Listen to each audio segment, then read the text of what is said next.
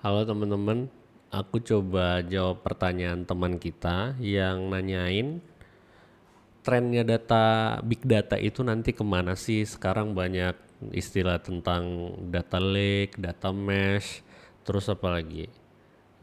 Data warehouse on cloud, ya kan, native data warehouse on cloud, terus apa lagi?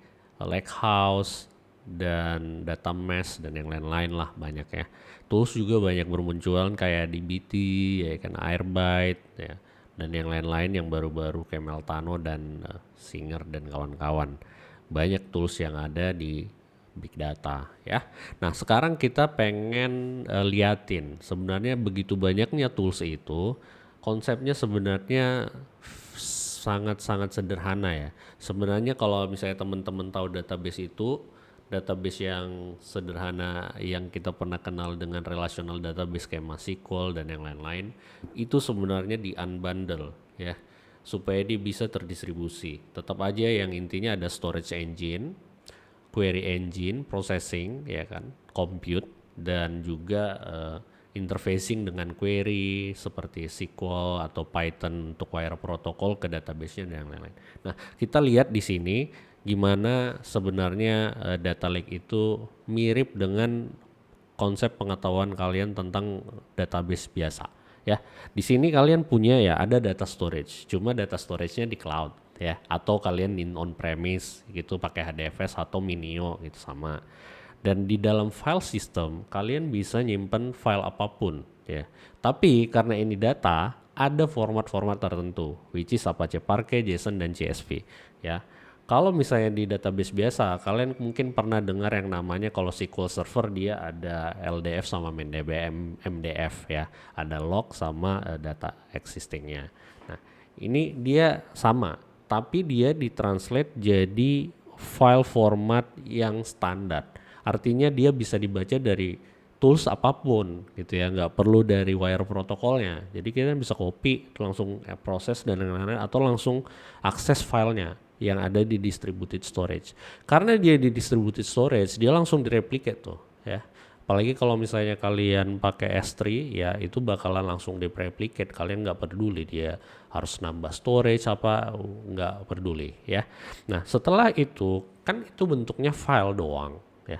Makanya kita butuh table format. Dulu kalau misalnya di HDFS ngupdate satu row aja itu ribet ya, even almost impossible, sampai harus banyak yang dilakukan lah, update yang pokoknya berhubungan dengan satu row.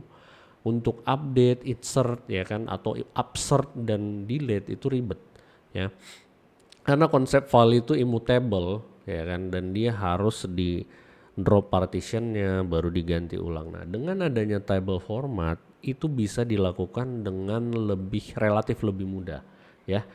Jadi kalian punya atomicity ya kan, konsistensi antara beberapa akses terhadap satu file Parquet-nya gitu ya. Ada Iceberg, Delta Lake, Glue dan HMS ya. Kalau Hive Metastore ya. Glue itu yang AWS, Iceberg itu yang jadi sekarang itu jadi kayak de facto ya, karena dia nggak terlalu terikat dengan satu vendor yang bikin Netflix ya. Dan Delta Lake itu terlalu, orang lihatnya ya ini punya Databricks, sebenarnya enggak, tapi dia lebih heavy untuk supporting Spark yang ada di Databricks ya. Bisa kita pakai untuk kebutuhan kita, cuma kayak yang lain mereka lebih milih Iceberg untuk di-include di produknya. Kayak Cloudera mereka lebih milihnya Iceberg ya kan. Databricks kan saingan. Contohnya seperti itulah. Nah, ini bisa lakukan itu. Tabel repository. Nah, kalau misalnya kalian udah punya tabel format, nah kalian butuh versioning ya kan, supaya nanti datanya bisa di rollback dan yang lain-lain kan. Itu kan sebenarnya kayak konsep relational database biasa kan. Cuma dia lebih scalable, terdistributed gitu, dan open ya. Open artinya bisa kita ganti-ganti tuh komponen-komponennya. Jadi at some point kita ganti yang bagian tengah, ya udah dia lebih cepet aja gitu kan ya. Jadi artinya nambah layer lah, cabut layer gitu kan. Ini kan abstraksi yang internalnya di dalam data lake engine-nya ya. Baru adalah ini yang udah interfacing keluar ya. Ada Dremio, Spark dan Kafka ya. Dremio itu untuk interactive query, Spark itu untuk ELT atau ETL atau ingestion dan yang lain-lain. Jadi dia sesuatu yang butuh fault tolerance. Artinya kalau ininya processingnya di sini failed, dia bisa retry dan lain-lain ya. Jadi Spark itu very very powerful untuk almost doing everything you need regarding the batch processing ya. Nah, kalau Dremio dia specifically itu untuk query engine. Jadi dia fast query engine yang dia punya data reflection yang mempercepat. Dan kita nggak perlu banyak bikin data model ETL atau yang lain-lain, kita bisa langsung adjust di situ. Jadi lebih bisa digunakan untuk self-service. Even nggak terlalu self-service tapi bisa nanti jadi yang lebih optimal. Dia akan bikin data intermediate, data model sendiri gitu ya. Dan kita nggak peduli, kita setting-setting udah gitu ya. Nah, Spark dan Kafka untuk ingestion. Ini adalah interfacing ke data engineer dan data analis ya. Makanya ini ada business intelligence, data science gitu, ada client toolsnya karena tools dari sini yang dibikin data engineer akan digunakan oleh data scientist, analis dan yang lain-lain. Dengan cara menggunakan apa? Python dan SQL most of the time ya. Jadi Python dan SQL ini ngakses ke data lake engine-nya ya kan? Karena dia udah diabstraksi banget supaya nggak ribet ya. Nah sekarang karena kita punya data lake engine, tentu tools dari data scientist dan yang lain-lain itu butuh komunikasi, which is dia menggunakan transfer protocol. Dulu kalau misalnya teman-teman dari yang Java atau apa, atau mungkin kalian sering pakai business intelligence tools, pasti kalian udah familiar dengan kita konektornya apa ke sana. Misalnya bisa pakai ODBC, GDBC, itu yang semi standar lah ya. Tapi wire protokolnya kan punya konektor sendiri, misalnya kayak Postgre, wire protokolnya beda dengan MySQL, dengan SQL Server, Oracle dan yang lain-lain. Jadi kita cari dalam tengah ya, biasanya pakai JDBC. Atau kalau mau pakai yang performance ya pakai native drivernya dari database untuk connect ya. Nah, ini kita punya tools. Nah, yang paling menarik itu adalah sekarang itu ada namanya Aeroflight. Ini very very efisien untuk data transfer, data yang gede yang mau diproses secara batch ya. Jadi kalau misalnya kita mau moving data dari satu tempat ke tempat lain, ini cepet banget.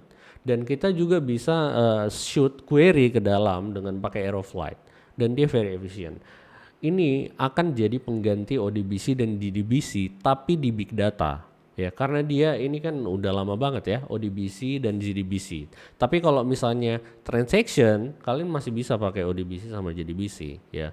Dalam artian di application atau backend dan yang lain. Ini kan fokusnya kita sekarang di big data. Nah, dari sini kalian bisa lihat transaction, berarti dia melakukan sesuatu ya. Create atau update atau delete ya, deletion ke dalam sini. Queries ya, kalian lakukan interactive query biasanya dari Dremio ya. At some point ini bakalan kalian nggak peduli lagi apa di dalamnya. Yang peduli itu data engineer-nya doang ya. Jadi karena data engineer itu fungsinya bikin data pipeline, bukan untuk bikin ETL.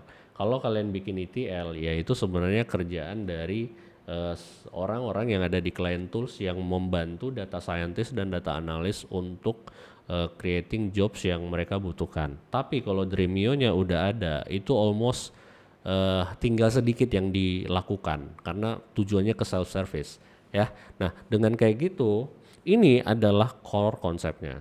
Nanti ini bisa aja dicabut ya. Kalian nggak tahu, ini nggak perlu lagi pakai Dremio Spark, udah ada yang lebih bagus misalnya apa gitu. Itulah dia yang perlu dipahamin karena konsep dasarnya adalah ini. Nanti makin lama ini makin kecil ya, nggak terlalu ribet. Dulu kalau aku di Hadoop itu ini banyak banget barang-barangnya kan. Dan istilahnya ETL di mana-mana, ETL di mana-mana gitu ya. Nah, itu yang kita perlu lihat konsep dasarnya. Nah, kalau misalnya kalian lihat lagi di sini, ini sama dengan yang tadi, tapi di review lebih mendalam di sini. Bisa pakai ADLS, HMS, dan apa bedanya warehouse dengan data lake. Dan nanti kalian bisa lihat kalau misalnya di sini ada banyak tools yang bisa kalian lihat. Misalnya data lake storage apa aja yang bisa dipakai yang ada di sini. Oh ada ini nanti dijelasin file formatnya apa. Nah ini udah de facto ya. Kalau Avro itu untuk streaming biasanya. Tapi sekarang pun Confluent udah menggiring ke ke JSON sama protobuf ya, protobuf.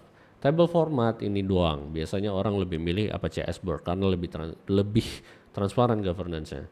Glue dan yang lain-lain ini ada juga Lake Fast ya. Ini query engine dan ini processing engine-nya, interfacing-nya ya ini ya akan jadi ini. Ya kan. Apache Arrow untuk in memory kan ini tadi file ya. Kita juga butuh nyimpen data di memori supaya nggak lambat terus kan, ya kan? Nah ini ada penjelasannya. Data katalog ini penting juga untuk bisa gampang searching ya. Kalau misalnya data kalian di data lake udah banyak banget, wah itu setengah mati itu. Jadi istilahnya kita kan harus bisa getting insight from data, actionable insight. Gimana caranya? Ya cepat ngaksesnya ya. Dalam artian aku tahu data ini ada di mana, dataset ini udah pernah dibikin nggak sama data engineer atau data analis di project yang lain. Dan banyak hal yang memang kalian butuh fast searching ya. Kalian gampang carinya. Nah itu di data katalog ya kan. Business intelligence banyak lah, mau Superset, Tableau, Power BI atau ada Redes juga tapi udah dibeli sama Databricks, ada Superset udah ada preset ya. Jadi banyaklah tools BI dan juga data scientist pasti Python, banyakan Python atau mau pakai yang drag and drop juga kayak Alteryx, Data Robot juga nggak masalah, tinggal connect aja ke data lake ini gitu ya. Jadi inilah yang aku pengen share dan mudah-mudahan bisa menjawab pertanyaan teman-teman yang mungkin pengen tahu sebenarnya, wih ini kok banyak banget toolsnya, pusing gitu. Jadi sebenarnya sederhananya seperti ini. Thank you ya. Kalau misalnya kalian merasa ini bermanfaat, ya kalian coba lihat-lihat lagi video yang lain ada berhubungan dengan ini juga dan kalian bisa subscribe ke channel ini. Dan kalian kalau ada pertanyaan silahkan aja tanya di bawah ya. Jadi kalian bisa sharing. Kalau misalnya ada yang tahu jawabannya silahkan dijawab juga. Nanti kita bikin videonya bareng. Thank you ya. See you next time. Bye.